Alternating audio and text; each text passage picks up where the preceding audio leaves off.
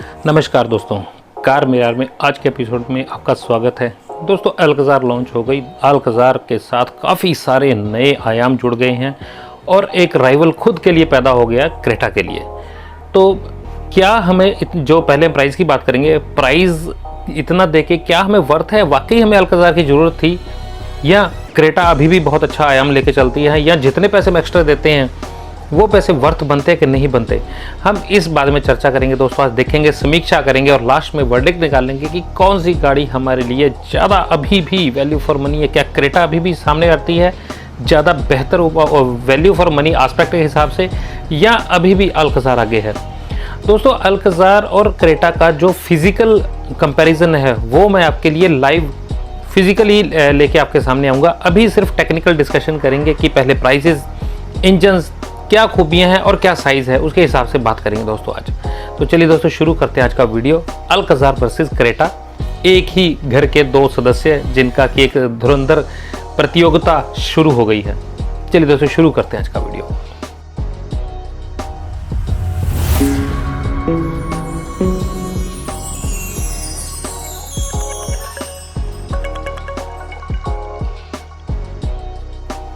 दोस्तों, पहले बात करते हैं प्राइजेस की। अब अल्कज़ार जहाँ से शुरू हो रही है और क्रेटा जहाँ से शुरू हो रही है, दोनों चीज़ों की बात करते हैं। अल्कज़ार का दोस्तों जो इंट्रोडक्टरी प्राइस पेट्रोल के अंदर रखा गया 16,30,300 रुपये, वहीं पे तकरीबन 10 लाख रुपए से शुरू हो जाती है क्रेटा। कुछ इस प्रकार से इनके पूरी डिटेल्ड प्राइजेज़ हैं। अल्कज़ार का जो पेट्रोल का मैनुअल ट्रांसमिशन में प्राइसेस हैं 16,30,000 रुपये से शुरू होकर 18,71,000 रुपये तक जाते हैं। वहीं पे अगर क्रेटा की अगर बात की जाए तो 9,99,000 से शुरू होकर 13,96,000 तक जाते हैं। यानी कि अगर देखा जाए कि इसका टॉप वेरिएंट क्रेटा का देखा जाए अल्कज़ार के बेस वेरिएंट से भी 2,34,35,000 रुपये सस्ता है। तो यहाँ पे अगर देखें तो ये एस्पेक्ट हमें सोचने को मजबूर करता है कि हम इतने पैसे लगाएं या ना लगाएं।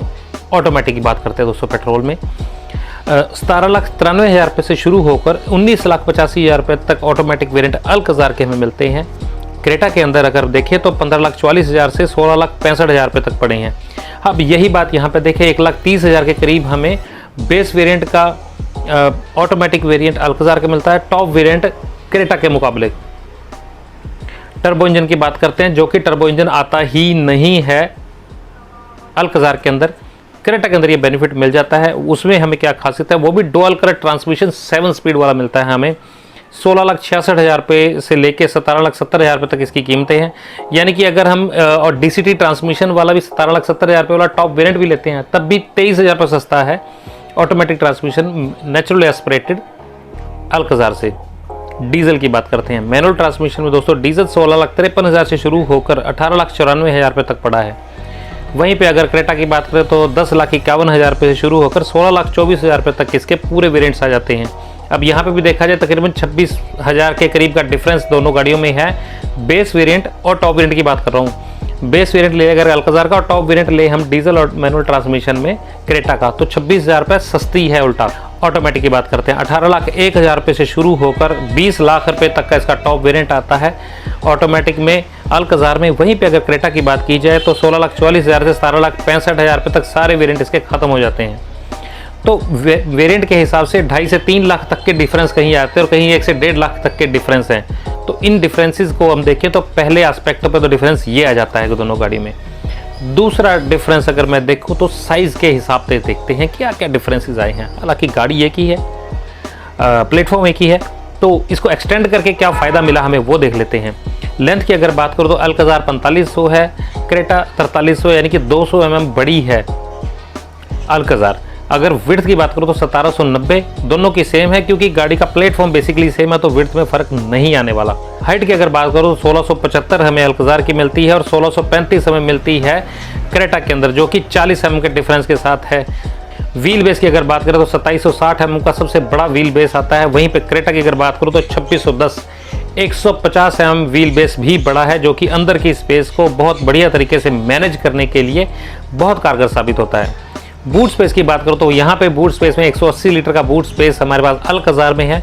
433 लीटर का बूट स्पेस हमारे पास क्रेटा के अंदर मिल जाता है, जो कि थर्ड रो की सीटिंग कैपेसिटी के हिसाब से पिछला बूट स्पेस सब थोड़ा कम हो जाता है और वहाँ पे कॉम्प्रोमाइज़ करने पड़ जाते हैं। लेकिन 50-50 की जो शिफ्ट या फोल्ड कर सकते हैं सीट्स को, वो फैसिलिटी के साथ ये सारी कसर भी पूरी हो जाती है जब हम 5 सीटर को लेकर साथ में चलते हैं अल्काज़ार में।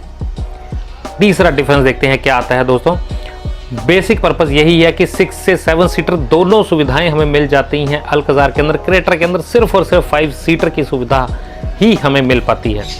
चौथा डिफरेंस देखते हैं दोस्तों क्या है।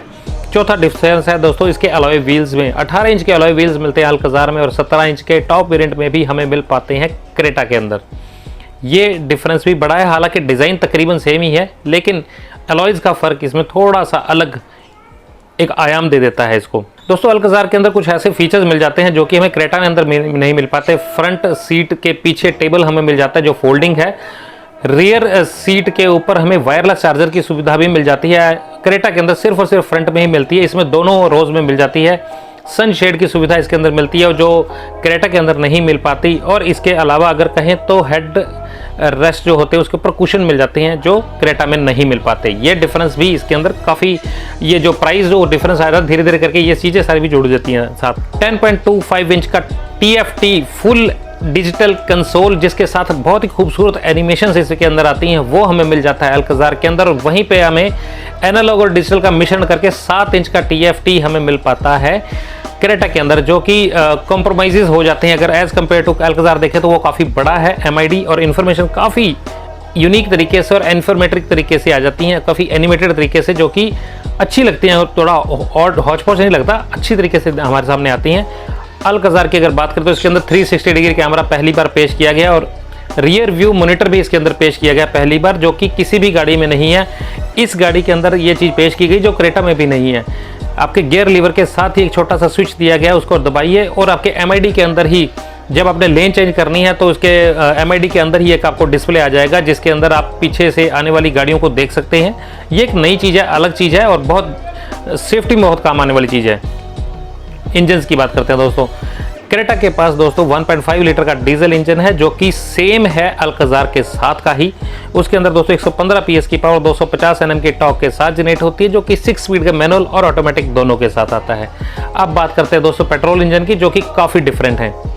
पेट्रोल इंजन में अगर देखा जाए तो क्रेटा के पास 2 इंजन है और पेट्रोल में अंदर टर्बो और नेचुरली एस्पिरेटेड। इसके पास ट्यूशो इंस्पायर्ड केवल और केवल एक ही इंजन मिलता है जो कि 1999 सीसी का 2.0 लीटर का इंजन है। इसके अंदर 159 PS की पावर 191 Nm के टॉर्क के साथ जनरेट होती है। क्रेटा का इंजन 1.4 लीटर का टर्बो इंजन है, 140 PS की पावर जनरेट करता है और 1.5 लीटर का नेचुरली एस्पिरेटेड इंजन है जो कि 115 PS की पावर जनरेट करता है। अब दोस्तों ये दोनों के इंजनों के डिफरेंसेस काफ़ी ज़्यादा मैटर करते हैं। अगला डिफरेंस इसके साथ ही जुड़ा है, मैं इसके साथ नहीं जोड़ना चाहता था, लेकिन इसका ही पहलू अगला है, उसको अलग रखना बनता था। कारण क्या है कि जो ऑटोमेटिक वेरिएंट है इनके उसमें काफ़ी डिफरेंट है। पेट्रोल वेरिएंट जो आता है क्रेटा का उसमें नेचुरल एस्पिरेटेड इंजन में कॉन्टिन्यूस वेरिएबल ट्रांसमिशन यानी कि CVT की सुविधा मिल जाती है। और जो हमारा टर्बो आता है उसके अंदर डुअल क्लच ट्रांसमिशन 7 स्पीड का बेहतरीन ऑटोमेटिक मिलता है। अगर अल्काज़ार के अंदर देखें तो 2.0 लीटर का जो natural aspirated tuition inspired engine है, वहाँ से बोरो किया हुआ इंजन है, उसमें सिर्फ और सिर्फ हमें टॉर्क कन्वर्टर की सुविधा मिलती है, उसी से गुजारा करना पड़ता है। हालांकि है दोनों में ऑटोमेटिक पेट्रोल डीजल दोनों में ही, लेकिन कोई DCT या CVT की सुविधा नहीं मिल पाती। अगली अगर बात करूँ तो सबसे लास्ट में मैं रखा है क्योंकि सबसे इंपॉर्टेंट मेरे को चीज़ लगती है वो है safety.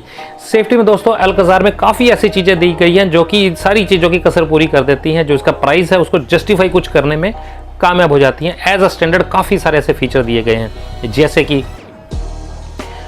Electronic stability control, tyre pressure monitoring system, hill hold assist, rear view monitor, rear parking sensors, rear parking camera. ये सारी चीज़ें दोस्तों स्टैंडर्ड दी गई हैं इसके अंदर, जो कि इसकी सेफ्टी को और ज़्यादा बेहतरीन बना देती हैं। टॉप वेरिएंट के रियर व्यू मॉनिटर भी है जो ऊपर के वेरिएंट्स में शुरू हो जाता है, यानी कि टॉप में नहीं दिया गया हो, नीचे के वेरिएंट से शुरू हो जाता है, यानी कि सिर्फ बेस वेरिएंट में दिया, ऊपर वाले वेरिएंट्स में दोनों में दिया गया है। तो ये सारी चीज़ें बहुत अच्छे तरीके से इसकी जो प्राइस रखा गया है उसको वेरीफाई या जस्टिफाई करते हैं। वहीं पे अगर क्रेटा को देखा जाए तो ABS प्लस EBD और 2 एयरबैग इसी से गुजारा करना पड़ता है हमें बेस वेरिएंट के अंदर। ऊपर जाके उसको ट्रिम से ऊपर वाले ट्रिम्स हैं उसके अंदर हमें बाकी सारे फीचर्स मिल जाते हैं। अल्कज़ार के अंदर जो है इसके अलावा जो सेफ्टी फीचर जो मैंने क्रेटा में बताया आपको, ये चेरी उनके का काम करते हैं कि बाकी सारे फीचर जो मैं बताया वो तो है ही हैं, ये क्रेटा वाले फीचर अलग से इसके अंदर वो भी हैं, ABS, EBD और 2 एयरबैग्स ये भी हैं, प्लस जो मैंने पहले बताया वो भी हैं। तो दोस्तों ये सारे डिफरेंसेस जो इन गाड़ियों के अंदर वो जस्टिफाई करते हैं कि हमें अल्कज़ार के ऊपर पैसा लगाना वर्थ बनता है। अब हम निष्कर्ष निकालते हैं कि हमें क्या करना चाहिए। दोस्तों मेरे हिसाब से अगर आपका वाकई ही 7 सीटर के लिए 7 सीटर को आप लेना चाहते हो, 7 सीटर के बगैर आपका गुजारा नहीं होता, तभी आप अल्कज़ार पे जाइए। आइदर अगर हम कहें कि बेस वेरिएंट के अंदर इसके काफ़ी सारे फीचर मिल जाते हैं, तो वो जो फीचर है हमें 2.5-3 लाख रुपए जो एक्स्ट्रा भी लग रहा है, उतने पैसे अगर एक्स्ट्रा क्रेटा में लगाते हैं तो वो फीचर वहाँ पे भी मिल जाते हैं हमें।